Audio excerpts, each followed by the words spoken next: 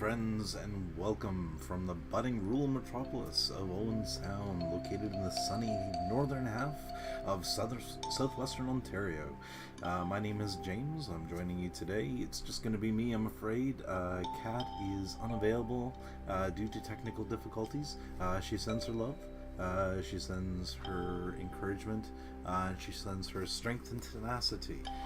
So we wish her luck and wish her well as she is out on her way to the world in order to get stuff sorted out. So once again, my name is James.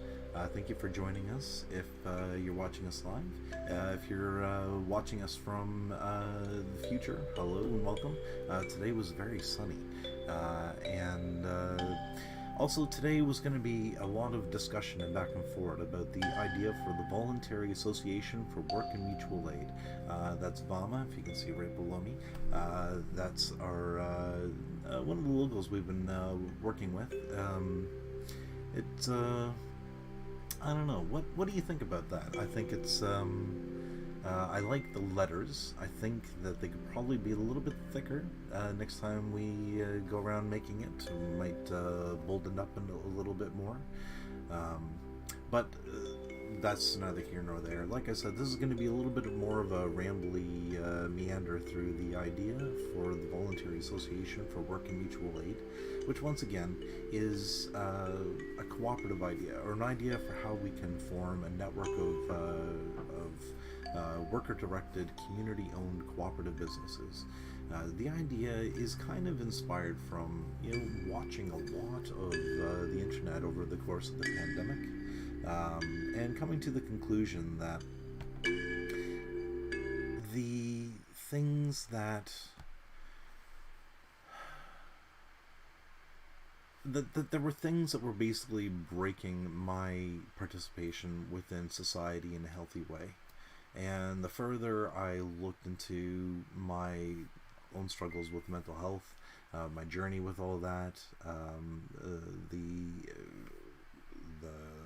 journey of going from where I went, where I was going, heading in life, I should say, as somebody who was a very religious person. Everything in my world was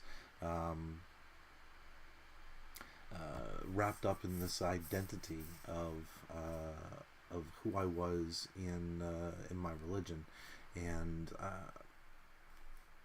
things changed, and I lost my faith, for lack of a better term. And in doing so, I had to find a new way to live, and hopefully a way to live that would create a life worth living, which up until that point I was not experiencing. And that's some of my personal motivations behind this journey, which has ultimately led me to out of the world where I am expected to participate in an economic situation that deprives me of my liberty, my freedom, my individuality, if you will, for huge swaths of the day. This is something that goes back to the fundamental inequalities baked into the system of capitalism, I believe. And some people might disagree with me, and that's fine. You're more than welcome to disagree with me. And one of the practices that we like to participate in here as much as we can is the idea of disagreeing but not being disagreeable. And I'm not always successful in that. Sometimes I'm rather disagreeable, especially if people tend to be on the far right of the spectrum, where they're justifying unjust hierarchies and situations that basically turn us into wage slaves. And I'm not interested in being anybody's wage slave. I want to enter into partnerships with people that I work with.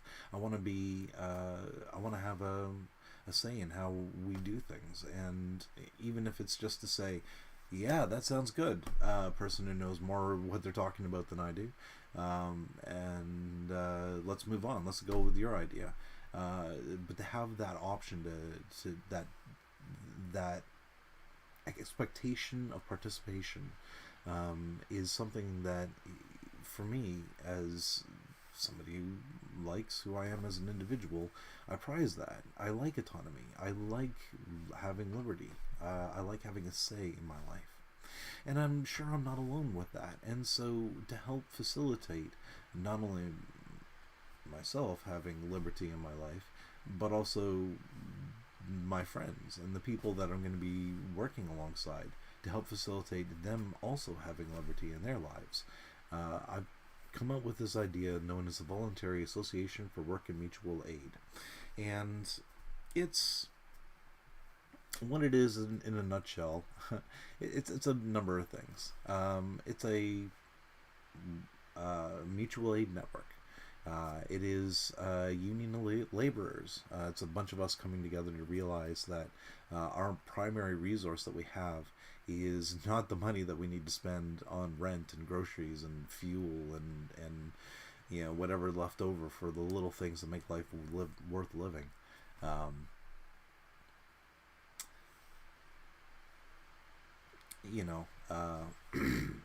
Sorry, I just had a brain fart. Nope, that train is gone. Yeah, no, it's really gone. So one of the things that happens, and just full disclosure, I do have the the ADHD and such. I'm diagnosed as being autistic, being on the spectrum there, I should say. And every once in a while, my brain just with a thought, and when that happens, it just got to roll with it and move on. Normally, and I think that's partly why I enjoy discussions with people, is that when that happens, if somebody can remind me what the last thing I said was, then I'm able to jump back in sometimes. But these are the things that we learn to live with. It is quite legitimately one of my disabilities, but I'm trying not to let that prevent me from living a life worth living, which I think is incongruent with the original point I was trying to make, is that recognizing that we're that our greatest asset that we have, that we bring together, is our labor. Mutual Aid Society, we're a union. We're also going to be a cooperative business. So when we start our businesses, we're going to run them as cooperatives, using sociocracy where possible, in order to achieve group decision making using consensus as the model. It's something that we talked about during our November meeting. It's something that we may ramble about today. We'll see where this goes. And then beyond that, once we have one or two or more businesses, half a dozen businesses as part of our network, as part of who we are, then we're going to be we're going to see the fulfillment of the vision for what VAWMA is supposed to be. So we're a mutual aid network. We are a union of laborers pulling together our resources in order to create a business that will hire us at living wages, and give us control over our schedules. While at the same time, as we grow and create more and more businesses that are a part of this network, that are all basically community owned, worker directed, we'll be taking the profits that we make, and we're going to be turning them into something that invests back into our community. One of the part of the visions that we have, or that I have, for how this can all work, and maybe what I'll do is I'll get into a bit of a description for some of the things that I've been thinking about with regards to the idea. Maybe I'll give a sort of description in brief, and sort of talk about some of the things that we've been discussing, some of the people who have sort of bought into the idea and are on board with how we can do things together, where we can create a business where people are our bottom line. I like that. That's possibly going to be one of our slogans. Because it really gets to the heart of how we want to contrast ourselves with the experience that many of us have working in businesses. And just as a word to that, in North America, specifically in Canada, where I live in rural, budding metropolis, but rural Ontario, your employment options are somewhat limited. You are going to be working for a big box store, limited liability corporation or something that gets traded on the stock market, a joint stock company, in which case you'll probably be a numbered employee and your experience is probably going to be a little miserable. If you're lucky, you're part of a union, and if you're lucky, that union is a decent union that actually listens to the wishes and the will of its workers. If you're unlucky, you'll be the stereotype of what neoliberals have told us unions have been my entire life, and I'm sorry.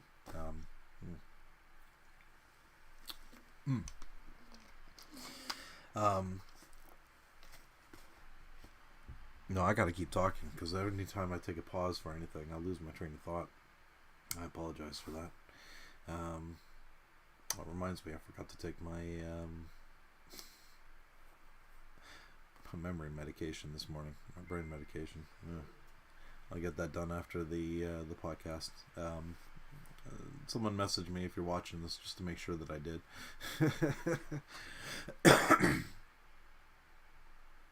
So,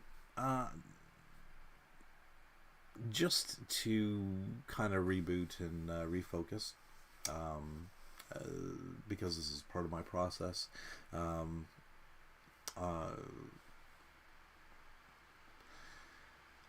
like I said, VAWMA is four fundamental things. A mutual aid society.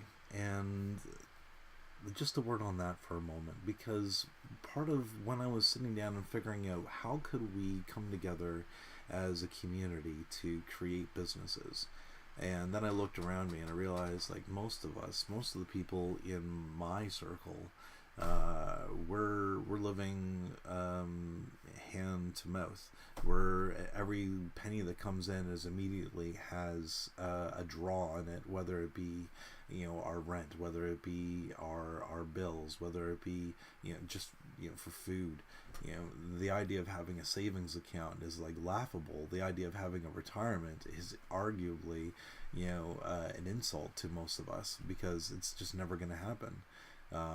Thanks to the policies of the people who came before us, we're left holding the bag, and I'm just trying to figure out a way out of this scenario that I've inherited. And the solution to that, for me, is to recognize that the solution isn't charity. The solution isn't the people with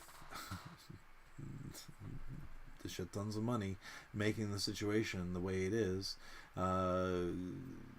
flying in from wherever it is that they're coming from, and just dispersing to us the crumbs, the pittance, the tax write-off that they get, and which arguably never happens anyways. We don't have philanthropists the same way that we used to, and even the ones that we do arguably are themselves decent people, but doesn't change the fact that they're the people who have utilized this unjust system in order to get to a point where they now have more than enough to be able to invest in their communities as they will. Great on them, but I really wish the system didn't exist in the first place that allowed them to become obscenely wealthy while the rest of us languish in abject poverty. So rather than sit on the internet and complain about it. I was trying to figure out how we could come together and start start doing something that is taken on by the community that lives within like an economic area. Like each area has like a what they call like a local economy, and I'm certainly not a trained person by any means. I just some dude from rural Ontario who's decided that after watching a lot of content on the internet that maybe it's time to apply some of these things that I've been watching for years and say, well, why don't we try and do it? So to accomplish that, again, I think it ends up being this idea of mutual aid, where it's us coming together to help each other out, not because we're trying to create an unbalanced power dynamic between those who have and those who have not, and shouldn't those who have not be so thankful and grateful when those who have graciously give to those who have not.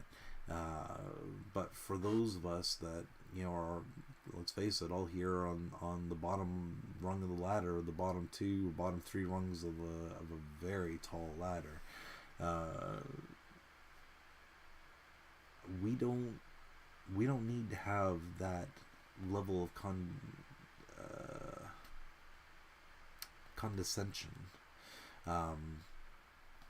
We don't need to have that level of imbalanced power dynamic. We can just be friends, checking in with each other, saying, hey, how you doing? Is everything okay? And from there, we go to, if you're not okay, what can we do to help? And really, it's just as simple as that, and it's what we should do as a community, just as a base surface level of being healthy. We should be able to kind of have these community enclaves, and sometimes we do. Sometimes we have groups of friends that we can reach out to. Sometimes we have that community in the form of sports or children's events. I'm thinking of the Scouts or Guides or things like that. To a greater degree, the only possible venue for lonely people in order to get together, if they aren't sports inclined, is to get together at the local church, which is fine if you're a religious person. But again, like I mentioned at the beginning of the stream, I'm not. So I don't particularly want to go someplace where people are gathering with the intention of community, but the people leading that community have an ulterior motive. And I would much rather be a part of a community whose entire purpose for existing is quite literally just to exist for that community. No ulterior motive, I should say. No bait and switch.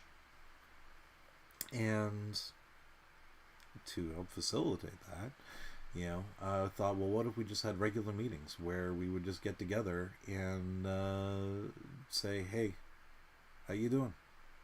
You all right? No? What can I do for you? How can I help? All right.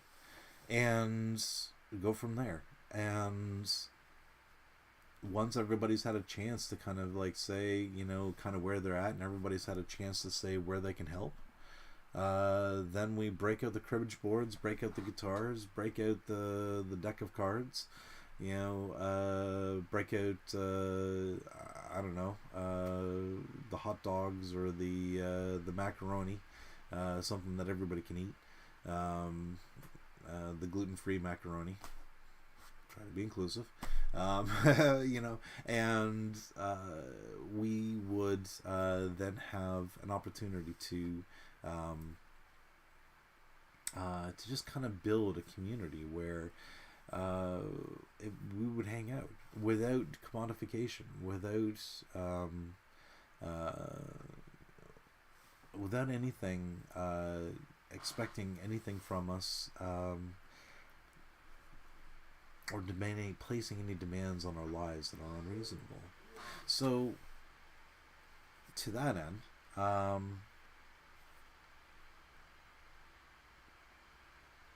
once we've established like a community, I was thinking of mutual aid, where people were regularly coming in contact with each other just to check in and make sure that everybody's okay.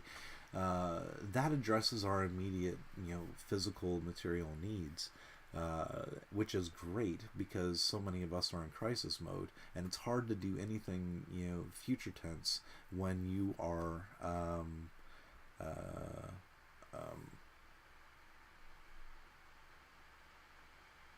yeah, again, it's hard to think of anything future tense when you're caught up in a moment in a panic where you're trying to deal with something. So, mutual aid helps deal with the immediate needs of our community. But once we've dealt with the immediate needs, we've put band-aids on, we've addressed the first aid, um, then the next step is to create systemic change so that we're not in a situation where we're constantly taking hand to mouth, and every little penny that comes in immediately has a destination that it needs to be sent to 3 different directions. Um,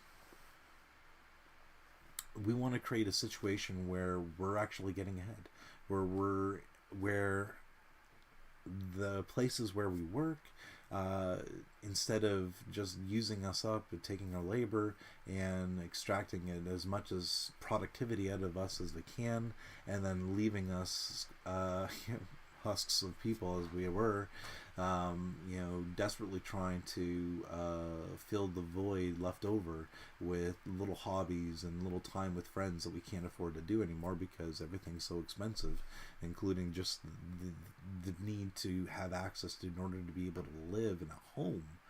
Like, it's ridiculous. I say as I sit in my room, which I'm very grateful for, but without this room, I can't afford to rent an apartment in the town I live, let alone rent an apartment with 2 bedrooms for my boys.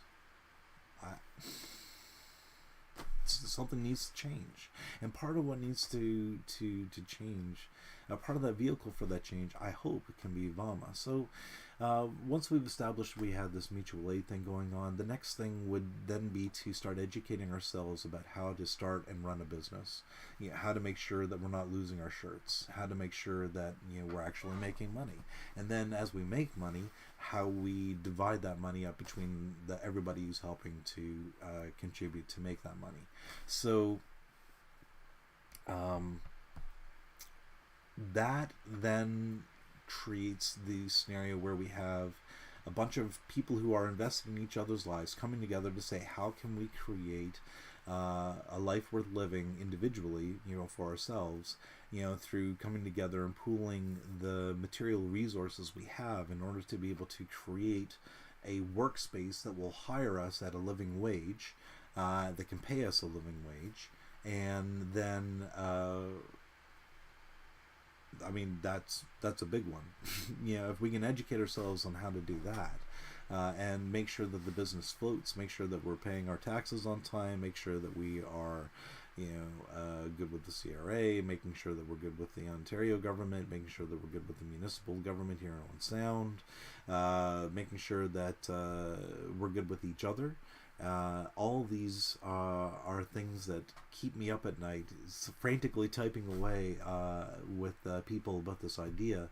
And so today we're going to explore that a little bit more, with the idea, because the crux or the thrust of this push is to create a community owns network of businesses that are worker directed by the people that are there working these businesses, and then as these businesses grow and make money, we'll have a system of patronage in place to distribute any money that we make to our members, both to our consumer members and to our worker members. and possibly to our producer members as well. We might explore that, not today, but at a future date, because it's something that I've been doing a lot of thinking about recently. But that's neither here nor there. The the point of the matter is, as we come together, looking out for each other with mutual aid, we also then come together to educate ourselves on how to form and run these businesses. And then we come up with a business idea. And today I'm excited to say that we have actually come up with a business idea. And so I'm going to kind of throw it out there into the ether and talk about that, because I'm very excited about it, and I think it might generate some interesting content. Because this is the goal, is to not just create some highfalutin theory about how we could do things, but to actually create a business that is bricks and mortar if possible, digital if not. I'm open to doing digital businesses as well, Web 2.0, Web 3.0, and all that jazz. But so there's we're kind of at the tail end of COVID. Probably not. COVID is still happening, but nobody's talking about it as though they were in 2020 or 2021. And I think it's probably to our folly as a society. If there's something out there killing citizens en masse just by virtue of people like wandering around and breathing, anyway, that's a topic and debate for another time. But the point of the matter is, in the wake of it all, there's a lot of empty storefronts, businesses that didn't survive, and it happens. Businesses are notoriously fickle. Customers are notoriously fickle, especially in this part of the world.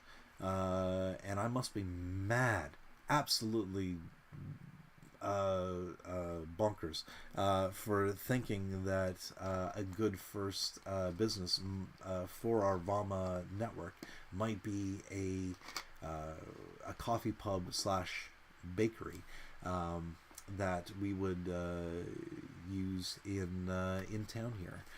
So there's a location, not going to reveal it, but it is in a really good location. There's a lot of foot traffic. It's close by to some schools, and as I look at this location and I start dreaming about what we could put in this space, it's got over 2,500 square feet. It's got over 2,500 square feet of space that we can use. And I've been dreaming about how we would do it, and this is what I'm thinking. To get this place, it has, again, over 2,500 square feet, lots of foot traffic. That's one thing. I have some experience in the past working at, of all things, a bowling alley, where we had a kitchen where we used to, in order to help generate revenue, we would run the kitchen kind of like a diner. And like a diner, we had breakfasts. And like breakfasts and people who like breakfasts, especially people on the trades, we would serve these breakfasts to people who were awake at 6 o'clock in the morning. Because, the early bird gets the fish and all that fun stuff, or the worm or something. Anyway, the point of the matter was, there weren't very many people who were serving breakfast at 6 a.m. at the time, and as a result, we cornered the market on people who were awake at 5:30 in the morning, thinking, "Golly gee willikers, wouldn't it be nice if there was someplace I could go and get some breakfast right about now?" And I'm not that person. Personally, I'm the kind of person that works, till 2 o'clock in the morning or 4 o'clock in the morning, and with a smile on his face, But some people are the kind of people that wake up at 5:30 in the morning. Looking at you, Kat. And for those kind of people, why not be productive? Why not be busy? Why not make some money? Well, if you're going to be awake, is my thinking, we'll hire them to be part of our our business, which is going to be a coffee pub slash bakery.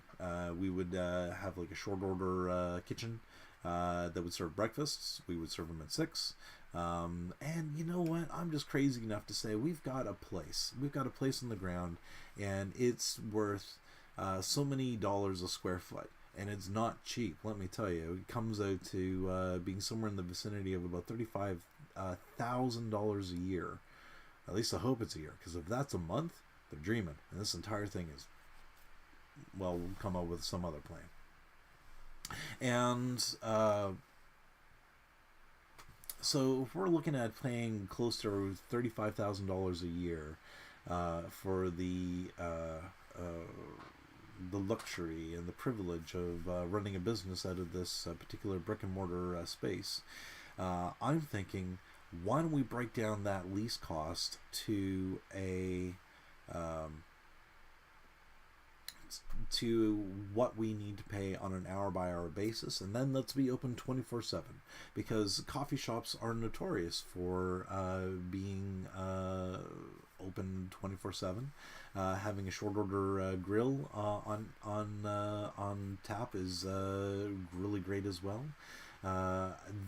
This is back up part of the context. When I was a younger man growing up here in Owenstown, there used to be a 24/7 locally owned mom and pop type institution, I would say. It was called lovingly by us, the Golden Grease Spot. Although I forget what its actual name was. It was just like, hey, I'd call up my brother and say, hey brother, it's 3 o'clock in the morning. I wouldn't call him up. We had an apartment together, and so I'd shut down the hall and say, he'd be awake, I'd be awake. I said, hey, you hungry? He'd be like, yeah. He said, and I'd say Golden Grease Spot, and he'd say, yeah, and then we go down to the Golden Grease Spot. I don't know if that actually ever happened that way, but it wouldn't be uncommon for us to end up at the Golden Grease Spot at like 3 o'clock in the morning, 4 o'clock in the morning to have some kind of, eggs and toasts with a little side of bacon and some arguably really bad coffee. But that's where we would shine. We would serve good coffee, and we would, and that would be sort of one of our venues of making money, because we would go into this with the idea and prospect of getting money. Okay, so that's the vision. We're going to create a coffee pub. Oh, and let me spend a bit more time building up this coffee pub idea, because in addition to having our own in-house bakery, baking our own the bread that we use in our toast, and just imagine walking into a restaurant slash eatery slash bakery slash place to hang out. And just the smell of freshly baked bread just is permeating the atmosphere, filling your nostrils with delight and wonder, and just the sheer delight of being alive that our species has come to after basically evolving the last 50,000 years based on a bread diet. Or at least parts of us, Shout out to Mesopotamia for the being the breadbasket of civilization. Thanks, guys. Sorry for all the invasions. I protested.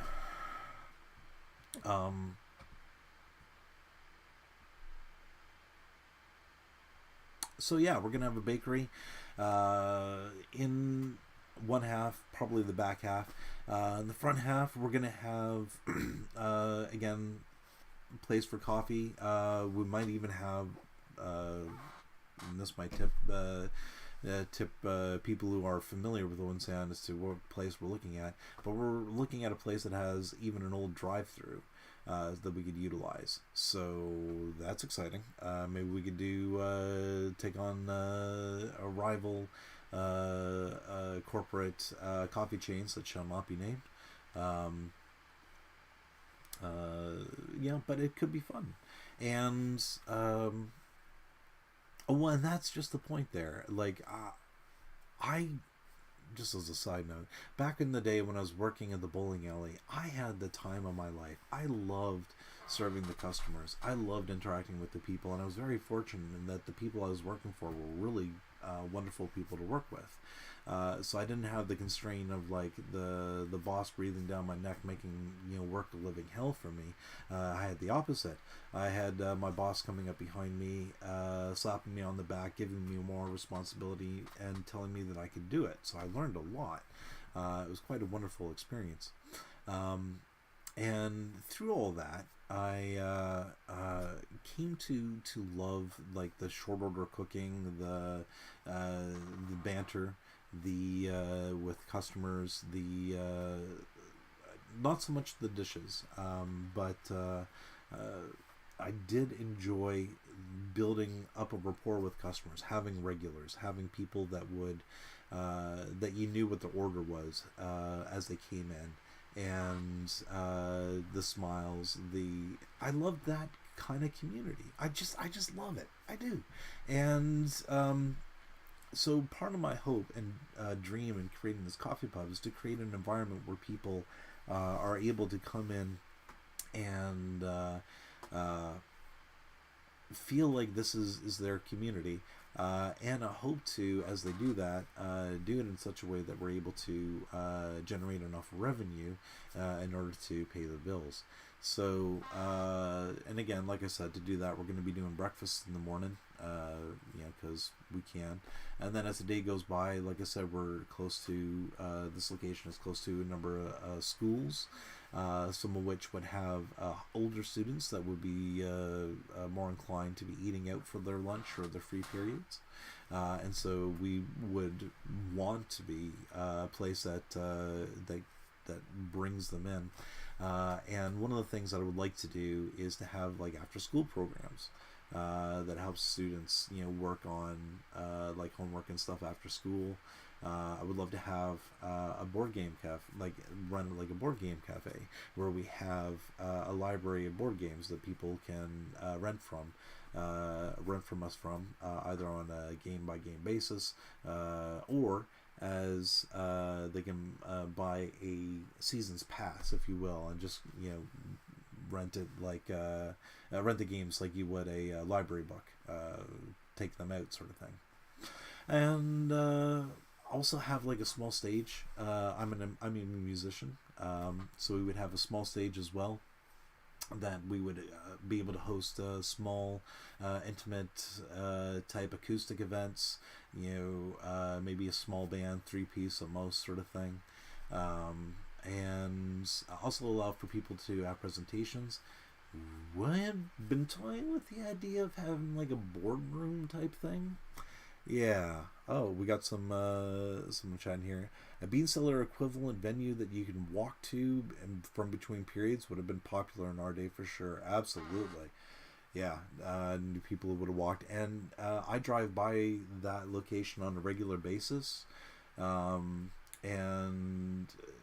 during lunch periods, like the place is just crawling with students, and I'm thinking a percentage of those students will have disposable income, and even those who don't, one of the things that I'm hoping that we'll be able to do as well is implement like a pay it forward kind of program as well, where we become known as like a local alternative to the corporate coffee chains, where you can go and buy your coffee and sort of like it'll be fair trade, so you can be relatively guilt free.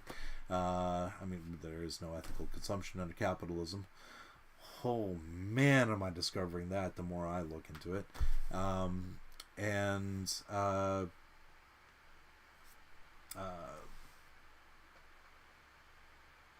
we would have the coffee, you can pay into it.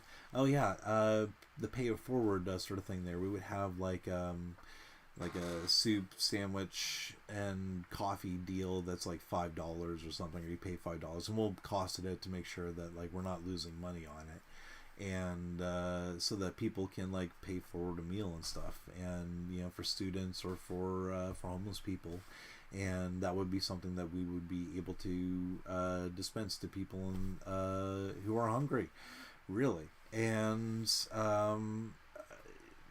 part of my business model is to kind of like, I guess, build on the inherent, goodness. Oh, I can hear cat balking right now. Of the people out there who want to do good things, who do want to do have an impact, who do want to pay it forward, who do want to buy the fair trade coffee, who do want to do all these things. Give them that option, and make it be a thing. So, yeah.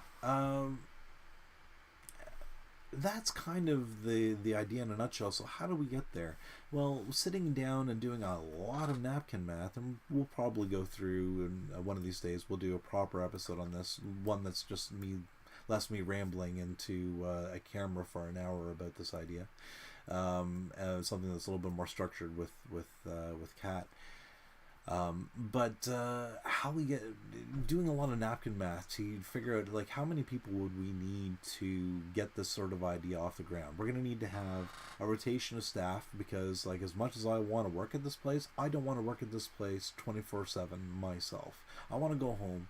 I would put my feet up. I want to go hang out with my friends, and I want to go spend the money that I'm making from this place and seed it back into the local economy. That's why I'm doing this. Is I'm doing this because I want to have more money, and this is my way of getting to that point. I'm just doing it in a way that makes sure that everybody else who's coming along with the journey also gets more money. Because why wouldn't I? Anyway. So, how we get there. So we figured out that we would need, if we're going to be running this, we're going to have a couple shifts of people and a couple of groups of people that are coming together to make sure that every shift is covered. So tallying it all up, I won't bore you with the details, but it worked out that we would need about 25 people total. And that includes the people that are going to be doing like the bookkeeping through the week. That includes people that are going to be doing the deep cleans, like maintenance. That includes the people that are going to be doing the baking. That includes the people that are going to be running the drive-through, running the grill, serving the customers. 25 people to start. Okay. And then trying to figure out, and that's the next stage we're currently working on in our napkin math, is trying to figure out, okay, how much money do we need to actually get this thing off the ground? Because that becomes our starting budget. If we know how much the lease is, if we know how much the insurance is for the year, if we know how much the equipment is going to cost approximately, if we can guesstimate how much the utilities are going to be, if we can then factor in what our wages should be based on how many people we're going to be working at the time, then we can figure out, okay, how much product do we need to move in order to pay us our wages and cover the lease, cover the expenses, cover the all that fun stuff, get to a point where we're making money, and then we can pay taxes because the CRA likes it when we do that. We'll be paying them the HST and all that fun stuff along the way regardless. Don't worry.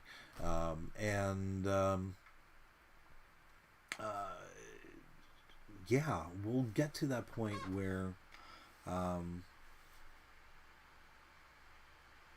nope. I hate it when my brain does this.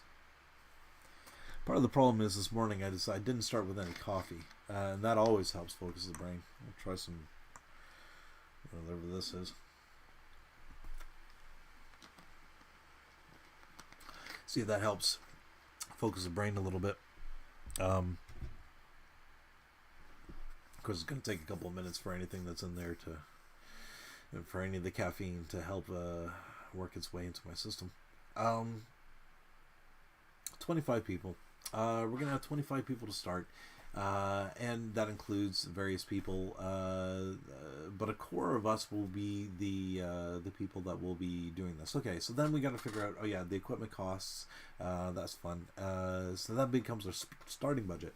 So then once we have our starting budget, and just to pick an arbitrary number, I'm going to say $500,000, because that is approximately the ballpark that I think we're looking at to get this business idea up and running. I think it might be more, could be less, depends on how we do it.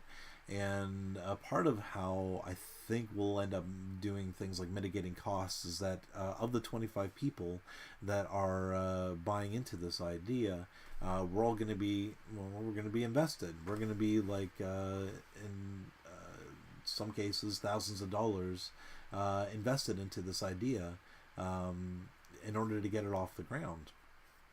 And to that end,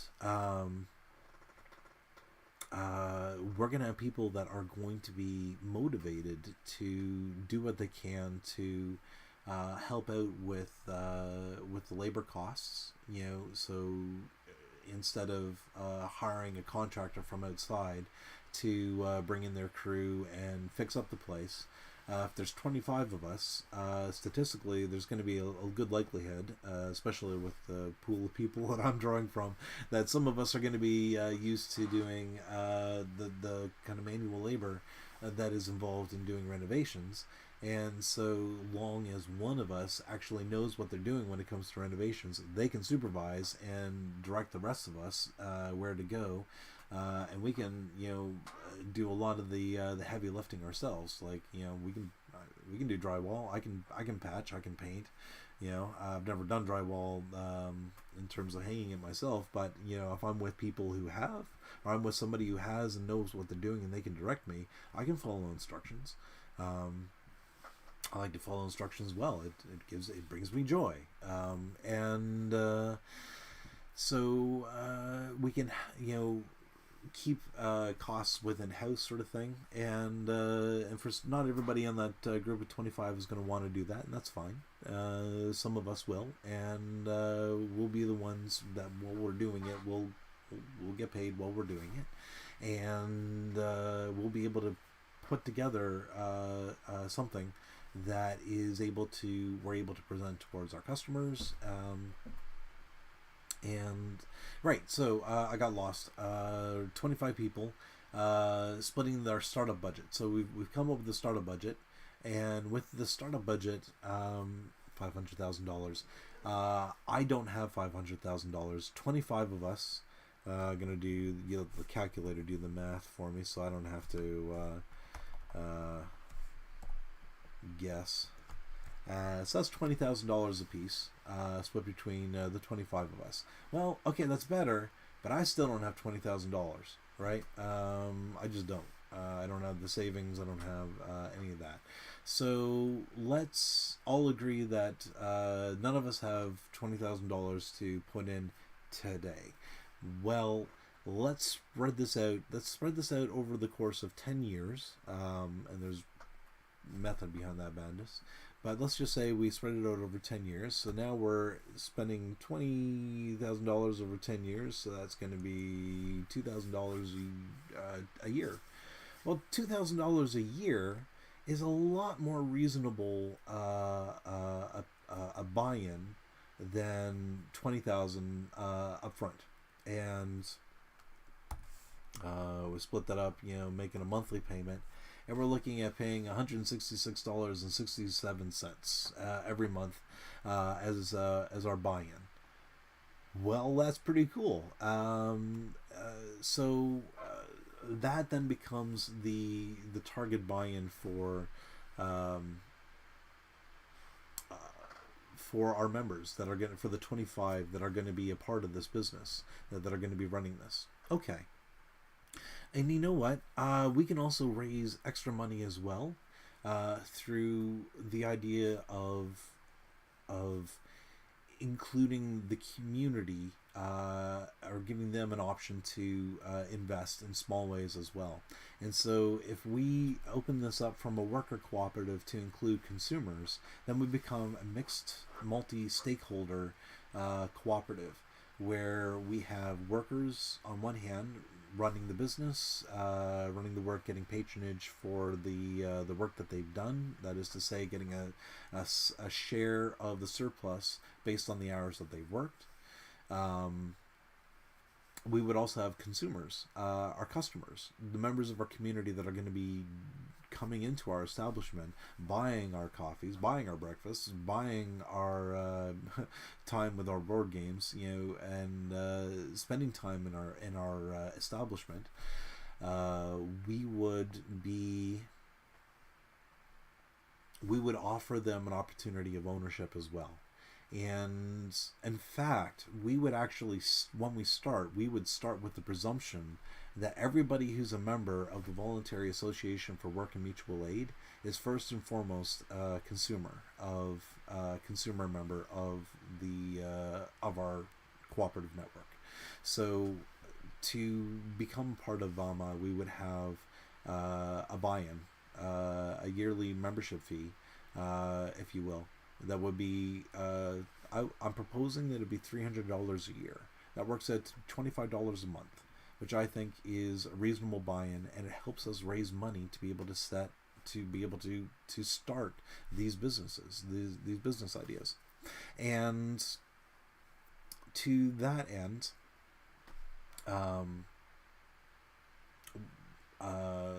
for every consumer member who's a part of our network, we would have $25 for every person coming in. And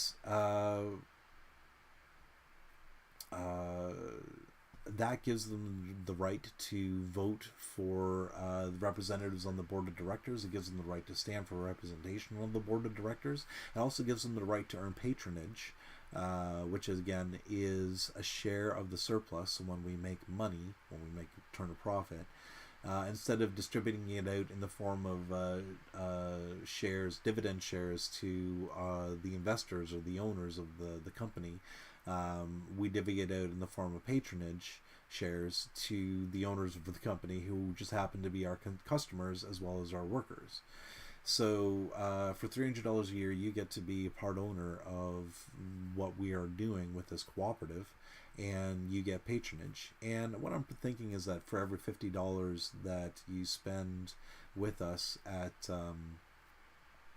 our business, you get a share of patronage. And so then the more you spend at our business, the more money you spend with us over the course of the year, the more shares of patronage you get. And then we get loyal customers that are constantly coming back and buying our stuff. The customers get money back at the end of the year if we make money. And everybody's happy. We also give member discounts as well. And so everybody who would be a part of this project would start off as a consumer member. And then we would also have our worker members, and that's where the 167 comes in as the buy-in to help us raise the money that we need, the starting budget, that $500,000 example that I gave, in order to get started. And so we then use the money that's coming in from the workers as well as from our network of people outside of the 25, because now we're expanding into the community, and we're saying, hey community, we're thinking about opening up this coffee pub and bakery in the corner of your neighborhood. Do you want to buy in and be a part of the business? It comes with perks. It comes with membership comes with perks. Breakfasts are cheaper. You get free refills on your coffee, or whatever it is. And we sell that to the community. One of the things that we'd love to sell the community on, and as we become established, is that in addition to paying a patronage to our workers and to our consumers, we would also set aside a portion of the surplus that we make that would be invested in the community somehow. And when it comes time to invest that in the community, we would actually turn to our members, consumer and worker, and we would ask them, where do you want us to invest this money? And there will be a process in place where people can say, we would have, can apply to have their artist project be backed by this particular fund. So we would have artist grants. We would have bursaries for students. That's one of the things that I think that this can actually really shine, is that we can have student bursaries, which would be great because, like I said, we're right by a school with students that are hoping to go off to university and such, and post-secondary education costs money in this particular mixed up world. So why not help invest that in the students A, we can give them decent paying, like living wage jobs so they can save up money. But B, we can also create grants and bursaries for them so that when it comes time for them to go, they've got the money to be able to live while they're out there. And then hopefully they'll come back and be a part of our network and take the education that they've learned and apply it into the greater community. Which is ultimately where this is going. So, and I'm just kind of looking at the time and realizing that we're coming up on the hour now, so I should probably start winding down, which is unfortunate because I'm just about to launch into like how the workers get their patronage, how the consumers get their patronage. But like I said, for every $50 you spend at our establishment, you get a point of patronage, which then or a share of patronage of the patronage amount that would be a part of the surplus. It's a way of sharing the money that we make into the community of people that are helping to make it. The other half of that, of course, is the workers, and we'll be being paid a living wage while we're working what is a job where it's traditionally low paying. I believe people who serve food are legally allowed to be paid less because of tips, which is ridiculous. But it is what it is. Because we're building this business ourselves, we will decide that we will pay ourselves a living wage right from the get-go. Any tips we have, we'll still get split between everybody who's serving and helping to prepare the food and such. We won't touch those. That's still cool, but no one should feel obligated to tip us because we're all going to be doing all right. But thanks for the tips. Speaking of, if you want to, I believe there might be a link somewhere on our page somewhere where you can gift something. I don't know. Point of the matter is, when it comes down to it, the workers with their buy-in, they get to form the I'm going to use a term, circles, which refers to sociocracy within the workplace, which is the method that we would use in order to democratically run the workplace. It's a form, it's a structure. It's not complete chaos. It's not anarchy. It's not like one worker owner can go in on Tuesday and decide that they're going to completely unilaterally change how they do things because they're a part member owner. It's not how we do things. We will once a month get together, open up the hood of the car, so to speak, look underneath it, make sure it's running okay, tune up anything that needs to be tuned, change the oil, make sure all the fluids that are there, that sort of thing. This is a metaphor. And at that point, we would all have an opportunity to engage in the process of changing and tweaking how we do things. And that's the point where people can say, yes, I like that idea, it's safe enough to try, good enough for now. Or people can say, I don't know, I've got a red flag, and here's why. Present the data. And otherwise, we just move forward with the way things are. And then the workers, as they're working, we get patronage. We get a slice of the surplus based on how many hours we worked. The way I figure it would be is like for every shift everybody works, and the shift is 4 hours, you get in our particular scheduling scheme so far, you get a share of patronage. At some point in the near future, we'll probably spend an entire episode just exploring patronage and how that works and what that means for us. But at the end of the day, like practically what it looks like in reality for the person on the ground. But suffice to say, this is all just an idea for how we can do things better. It starts off with us kind of coming together as a group of friends, looking out for each other, checking in, making sure that everybody is okay, nobody's starving, nobody's about to be evicted, nobody's about, any of that. And then from there we go to like, okay, our jobs suck, how can we create jobs that don't suck? And go from there.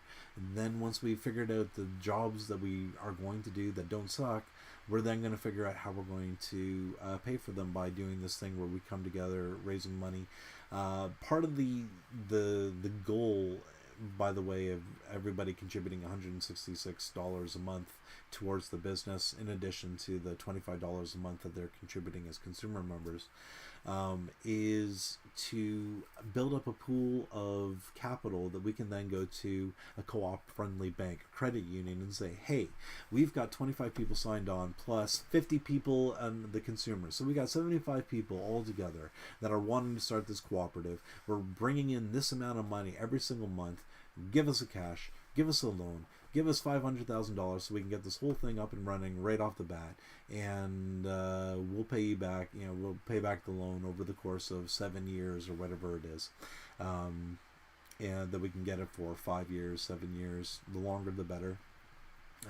Maybe the shorter the better, and hopefully work out terms so that we can pay the loan off faster if we can, so that we can get to the point where we're in the black out of the red a little bit faster.